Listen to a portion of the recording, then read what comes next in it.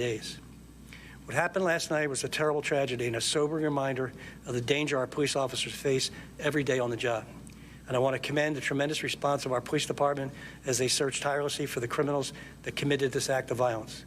If you have any information about this incident or any other, please report it to the Philadelphia Police by calling or texting 215-686-TIPS. That's 215-686-TIPS. We will not stop until they are in custody and brought to justice. Our fallen officer selflessly gave his life serving and protecting his community from harm. His sacrifice will not be forgotten. Thank you.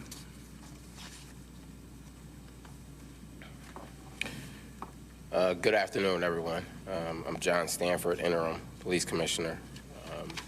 So before we get into the details and before I call up the Interim First Deputy, Frank Venora, to go into some specifics about what we have discovered thus far, just want to go over a few things. So just one point I want to make is that this has been, last night obviously was a rough night for our department, but the past week or so has been a rough week for this organization and for the women and men that belong to this organization. Going back to just over a week ago, where we had 3 officers that were shot in the line of duty responding to an incident.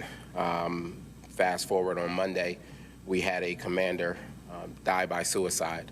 Wednesday, the active commander. On Wednesday, we had an active police officer that we discovered died as a result, suddenly, possibly as a result of some type of medical emergency. And then last night, and last night, going back to the tragic incident, everything unfolded around 11 p.m., where we had 2 officers assigned to the airport unit responding to, in terms of arriving at work, parking in the parking garage there.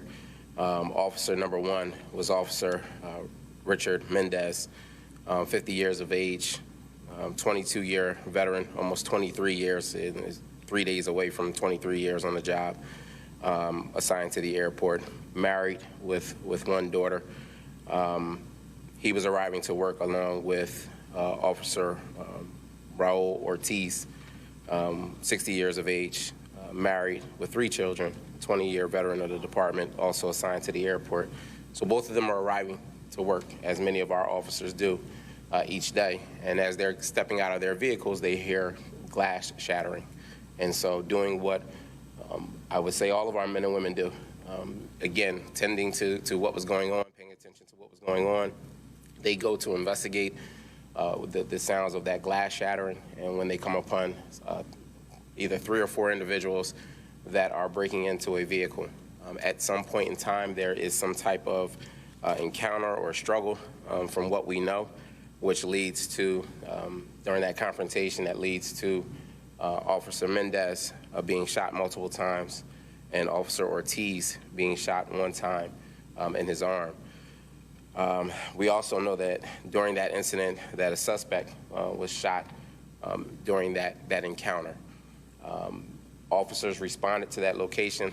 Obviously, the suspect fled from that location in a vehicle in which, again, DC Venora will get into a little bit more in terms of details around that. Our officers responded. Originally, all of the officers were initially taken to Methodist Hospital, and then Officer Mendez was transported to Penn Presbyterian, and Officer Ortiz was transported to Jefferson. Around 11:34 p.m., Officer Mendez was pronounced. And so, again, a very heartbreaking incident, devastating incident for the women and men of this organization. But I would submit to you, it's devastating to this city to know that this is the type of behavior that's occurring, the type of individuals that are out there on the street to take someone's life over a vehicle that didn't belong to them. And so just a reminder of the work that needs to be done, the individuals that are out there that need to be held accountable for their actions and what they're engaged in. Right now, there is a reward that's up to $148,500 for information that anyone may have that could lead to the arrest and conviction of these individuals. Some of that may be just for the arrest. Public Affairs will break those numbers out for you. But again, we're calling on the public to provide tips and information. 215-686-TIPS. You can remain anonymous. You can submit that information, and again, you can also submit it and get this, claim this reward money. And so we will call on the public today, as we do every day, to help us and to assist us. We ask that you wrap your arms around this family, the family of Officer Mendez, but also around Officer Ortiz and his family. And I would ask that you wrap your arms around the Philadelphia Police Department, because we need it. We need that support. Our women and men go out and they fight the fight every day for so many people in this city. And so we ask for that support in return, and we need it. And so I'll leave you with that. I'll turn it over to Interim First Deputy Frank Venor to go a little bit more into the details of the investigation thus far. All right, good afternoon. I'm not going to go into the preliminary. Most of you have the preliminary information. I am going to corroborate through investigation some facts that we found out. I just want to caution everybody that we are still very much in the investigative stage. All right, some of this information may change. We are working very hard on the investigation. The other thing I want to say is I can't give every detail out because we have active investigations going on into several areas of this incident. So, as the commissioner said, when Officer Mendez and Officer Ortiz arrived to the garage, they heard glass breaking. They encountered individuals they believed were committing a crime, breaking into a car. That encounter turned into a confrontation, which resulted in, we now know, Officer Mendez being shot, Officer Ortiz being shot in the arm, and they were transported to the hospital. A very short time later, we developed some information that a Dodge Durango is the means from which the individuals left the airport and fled. That information was broadcast, and people were looking for it. Just about the same time that the officers arrived at Presby, the Dodge Durango, we believe, same one, arrives at Children's Hospital in West Philadelphia, and we are going to release through Public Affairs some clips of a video of an individual who drops off a shooting victim that was eventually pronounced at 11:37 p.m. at Children's Hospital. That individual is an 18-year-old male that I'm going to identify as Jesus Herman Madera Duran. That individual was dropped off. We believe that Durango is the same Durango that was seen leaving the parking garage. So we are now believing that this is connected. So that individual, we believe, was shot in the same incident as the two police officers. There are other individuals in that car that we are trying to identify. There is some video you're going to see of at least one of them exit the car, and he leaves the individual there and drives off. You're not going to see all of that, but you will have images of that individual. So we're urging people, if you know who that individual is, to please let us know. All right? That vehicle, that Dodge Durango, through investigation, we were able to discern that that was a stolen vehicle. It had been stolen about a week ago in South Philadelphia. Detectives were able to contact the owner of that vehicle.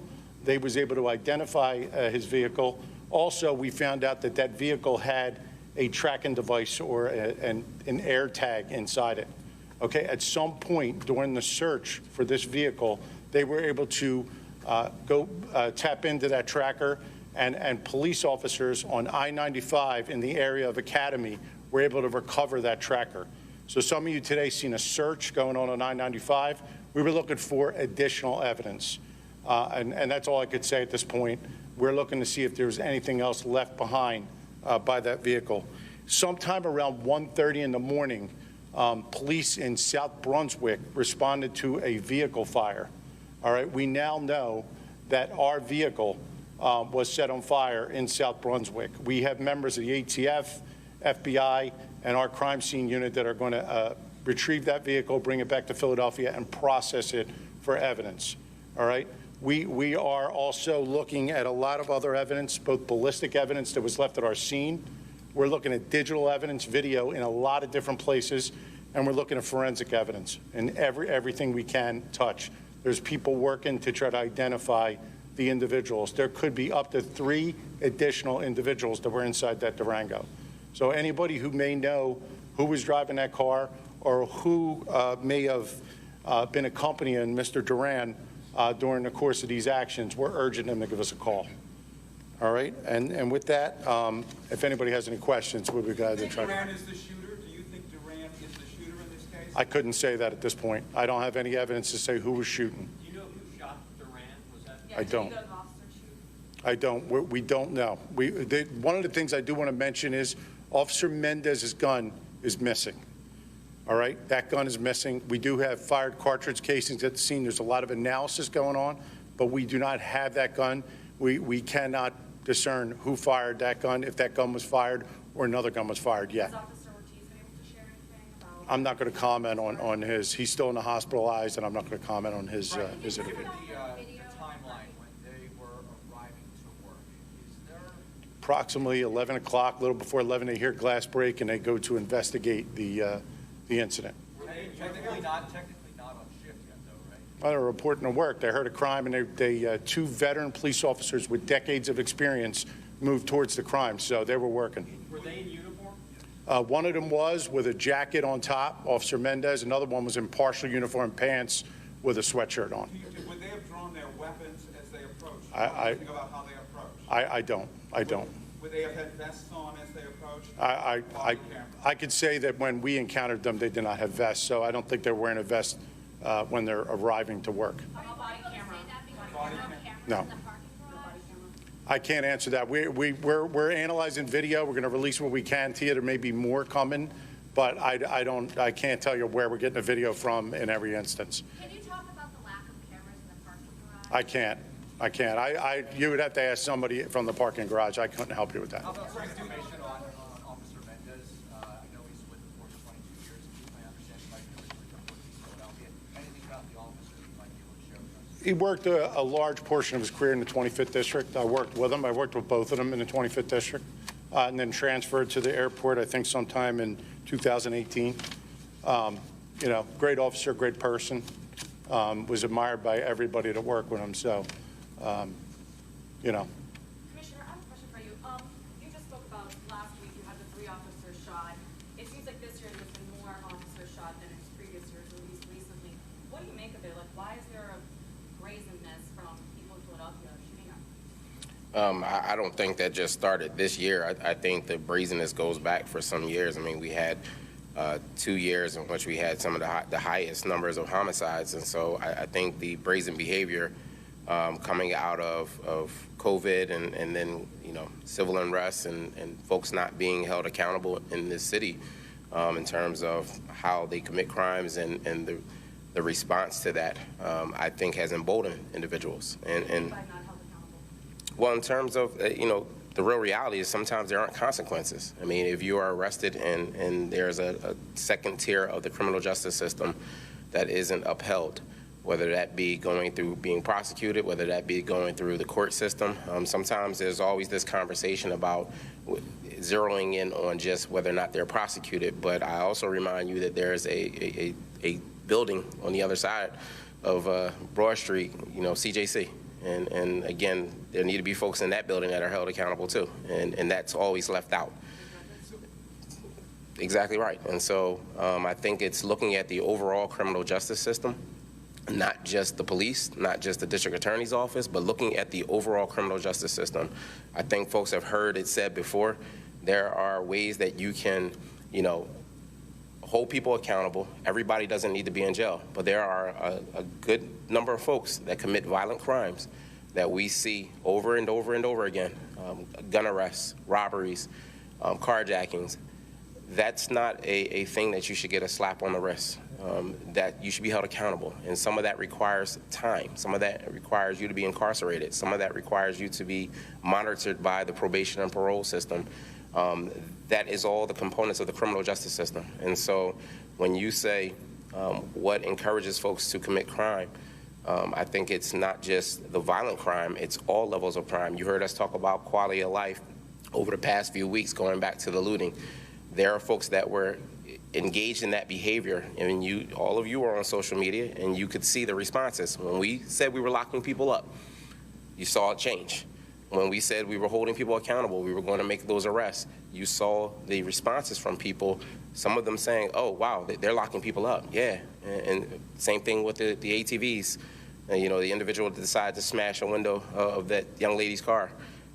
He was held accountable. He was arrested and he's charged. And so I think people want to feel safe in this city. People want to know that people are going to be held accountable. If you are a victim of a crime, you want to know that people cannot do that to you and get away with it. And I think we have to understand there could be a balance in policing. We can do things that hold police officers accountable, which we do every day. But there also has to be a process in which we hold individuals that commit crime accountable. And I think that's lacking right now. And it's not just in this city. I think we see that lacking across the country. But my focus is this city. And so we're going to keep continuing to press on. We're going to continue to work with our partners. The district attorney's office is here. And so, again, I'm not going to get into that space of pointing fingers and blaming. I'm going to get into the space of we have to find common ground. We have to find areas that we can work together. We are going to disagree on some things, and there are going to be some places where we have to stand firm. But at the end of the day, people in this city are tired. They're tired of all the back and forth, the finger pointing, the blaming. They want to see results. They want to see people held accountable. They want to see people, you know, again, held responsible for the actions, and they want to feel safe. And that's going to require some people going to jail. And what do you tell the rank and file as they have to go out there day after day, night after night, given what just happened? I mean, I support them 100%. And again, I tell them to make the arrest, to do the jobs where it's warranted, make the arrest, to do the job you've been sworn to do.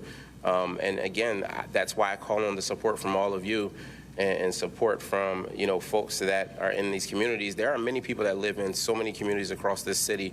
They want people held accountable. They want to feel safe in their neighborhoods. Hardworking people in so many of these communities across this city that want to know that they have a police department that is again, doing the job that they've been sworn to do. And so I encourage our officers to continue doing the work that they've been doing. They've been doing some amazing work.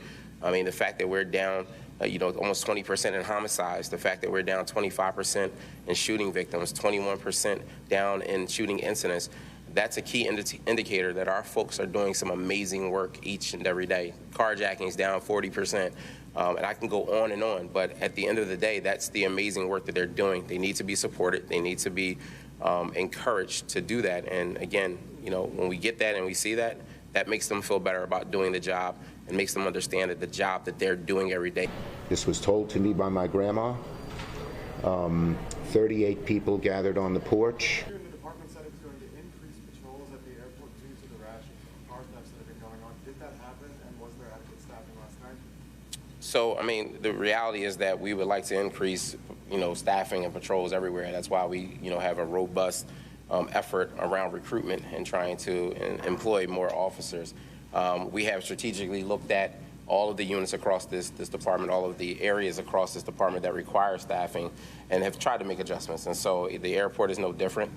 We have a mandate of having a certain staffing level that we must keep there, and we do that. And so is there a want or a desire to have more officers in a lot of places throughout the city? Absolutely, but we have to be realistic as to what we have available to us and what the needs require at that time, and those have been met down there. In terms of, we'll continue to look at staffing, whether it's at the airport or whether it's at, you know, the 21 districts that cover the city. But we'll continue to look at that. Thank you. Okay. All right. Thank you very much, folks. Thank you. That's all we have. Listen, that's all we have time for now. We're going to get that video out to you shortly. All right. And we'll get that out to you shortly. We ask that you continue to share. News conference. You've been listening to a news conference held by Philadelphia police regarding. Thank you very much, folks. Thank you. That's all we have. Listen, that's all we have time for now. We're going to get that video out to you shortly. All right. And we'll get that out to you shortly. We ask that you continue to share. News conference. You've been listening to a news conference held by Philadelphia police regarding the deadly shooting of a police officer who was shot and killed at the airport last night, just about 11 o'clock as he was arriving to work. He and his partner heard glass breaking after they parked their cars and then approached the suspects, a confrontation, and they both ended up being shot. So they gave a name, Jesus Duran, 18 years old. We presume that is the person who died as a result of that gunfire last night in Terminal D.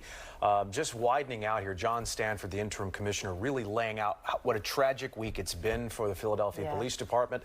There have been medical emergencies, suicides, 2 officers shot last night, including the death of one of them. 3 officers shot last week. And so for his short time as interim commissioner, it has been tumultuous, to say the least. And he talked about how disheartening it was, heartbreaking, and also that the criminals need to be held accountable, and they're not. And here we are, a week and a half or a week or so, 3 other officers were shot. So it's been a tough time for the Philadelphia Police Department. 22-year veteran died last night, Richard Mendez, 50 years old. Our news at 5 o'clock starts right now.